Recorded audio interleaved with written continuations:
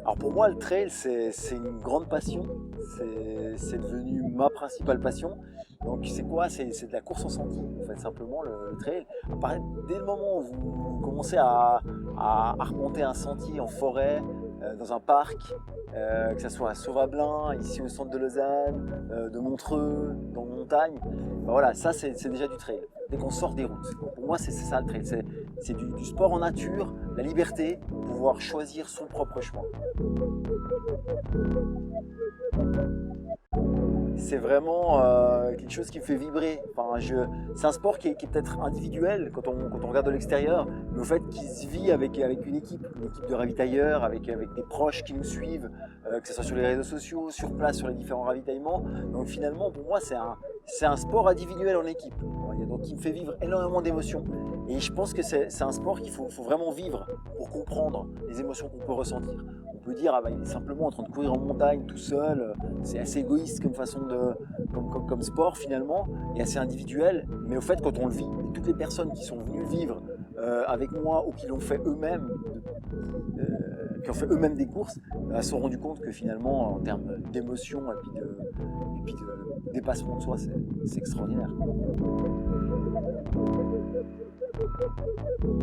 Je pense que les clés d'une bonne préparation, c'est vraiment d'être régulier, d'être consistant dans la préparation et de savoir s'autoriser aussi des bonnes plages de repos. En fait, c'est pas seulement mettre de l'intensité, mettre des entraînements spécifiques, mettre du volume, comme on dit dans le jargon, mais c'est aussi s'autoriser des plages de repos. Et dans mon cas, qui est une vie professionnelle à côté assez riche, une vie familiale très riche, une vie, on va dire, sociétale assez riche, il faut vraiment que j'arrive à m'autoriser ces plages de repos.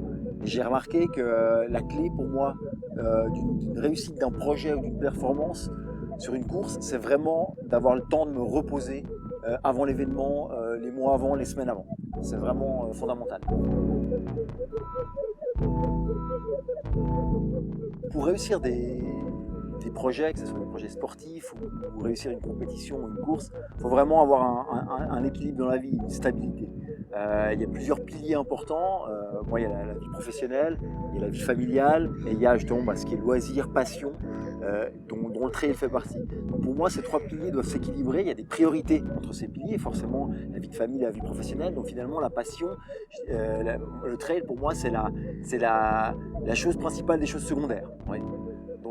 Donc il faut avoir cet équilibre, et si on n'est pas bien dans les deux autres piliers professionnels et familial, c'est très dur de s'investir à fond dans un projet. On ne sera pas présent mentalement, et la partie mentale est super importante.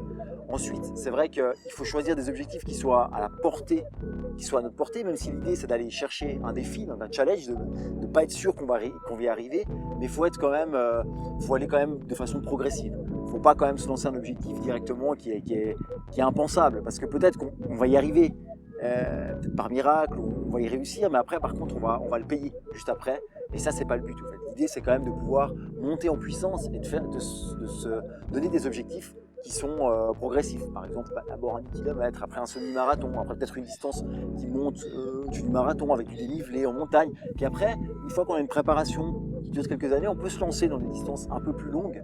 Et moi je dis toujours, pour se lancer dans une distance trail moyenne de 40-50 km, c'est bien d'avoir 2 à 3 bonnes années d'expérience derrière, de sport de façon régulière, pour qu'au niveau musculaire, on ait cette adaptation qui se fasse au niveau du corps, et que physiologiquement aussi on comprenne un peu les principes du métabolisme et de la nutrition aussi, qui est super important dans la course. Et après on peut se projeter sur des projets plus longs, sur des distances qui peuvent faire rêver ou qui peuvent faire très peur. On dit on peut les faire qu'en voiture ou en vélo, mais c'est des distances qu'on peut faire à pied, et que je pense que tout un chacun est capable de les faire à son rythme, à sa vitesse, en mettant le temps qu'il faut, mais il faut une préparation en amont et des années d'expérience quand même pour se connaître. Alors le Montreux Trail Festival, c'est vraiment un peu comme notre bébé à Cédric Agassi et moi, mon président. C'est vrai qu'on a créé ce projet on a commencé à le créer en 2016, et la première édition était en 2017. Et c'est vrai que c'est né de l'envie, de son envie de vouloir refaire un événement à côté de Mani Trail, et moi de faire découvrir mes terrains de jeu, mes terrains d'entraînement sur les hauteurs de Montreux. Donc voilà, pour moi le Montreux Trail Festival, c'est vraiment un événement qui se situe à part un peu dans le milieu du trail, vraiment avec ce côté festif, musical, qui vient agrémenter des parcours qui sont somptueux, qui sont souvent méconnus dans les Alpes vaudoises, assez techniques, assez alpins.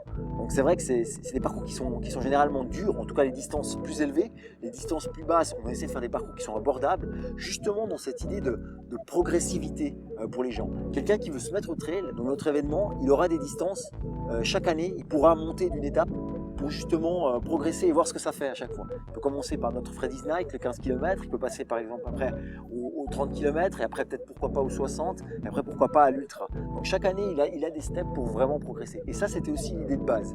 C'était de rendre accessible le trail aux gens dans la région, et dans leur région, peut-être dans une région qui méconnaissent.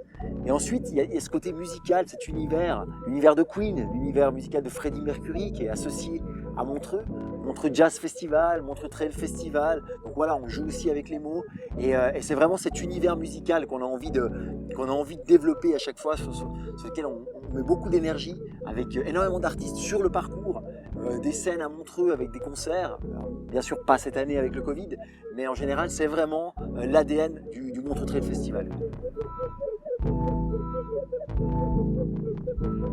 Alors l'organisation d'un projet comme le Montreux Trail Festival, c'est énormément de travail, c'est un travail toute l'année. Alors on est tous bénévoles, donc c'est vrai que c'est encore une occupation qu'on a à côté de la vie professionnelle, à côté de la vie familiale, à côté de notre passion. Ça rentre comme passion, mais c'est un projet, c'est vraiment la gestion d'un projet, d'une organisation de course, donc avec les problèmes de sécurité, de parcours, d'organisation logistique, de ravitaillement, mais aussi une organisation finalement presque comme un festival de musique. Même si les artistes ne sont pas sur plusieurs scènes, on n'a qu'une scène, mais il y a plusieurs micro-scènes sur le parcours. Et donc cette programmation, c'est aussi une organisation en soi dans l'organisation. Donc c'est vraiment quelque chose d'assez complexe.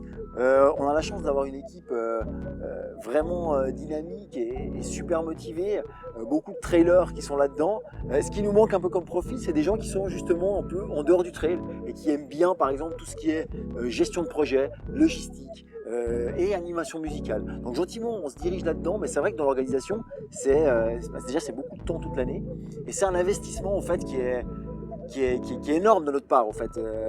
On y met tout notre cœur et on espère que ça se retrouve, parce que notre seule récompense finalement, c'est le sourire des coureurs, c'est que de voir ces coureurs contents se dépasser et finalement venir et voilà, nous remercier s'ils sont contents, mais au moins d'aboutir. Et puis là, cette année encore plus avec le Covid, c'est de voir ces sourires sur la ligne d'arrivée. Ça a été quand même formidable, et ça nous a donné encore plus raison d'avoir insisté, d'avoir tout fait pour quand même mettre un événement en fait. On s'est donné une mission cette année, quasiment d'être une mission quasiment sociale, de redonner goût aux événements outdoor pour les personnes qui sont sportives.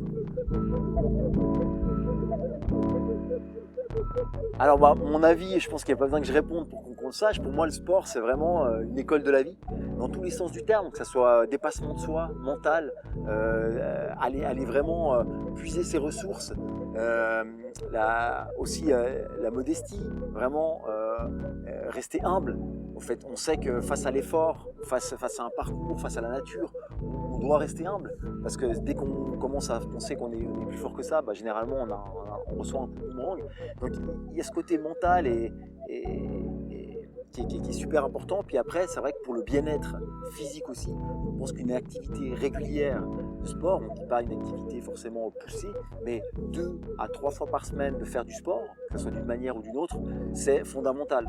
Dans une société qui est extrêmement sédentarisée, on a beaucoup de problèmes, de maladies justement dues à ce genre de soucis. Donc de se mettre en mouvement, en activité, c'est le meilleur moyen. Et pour trouver la motivation, je pense que c'est important de se fixer des objectifs.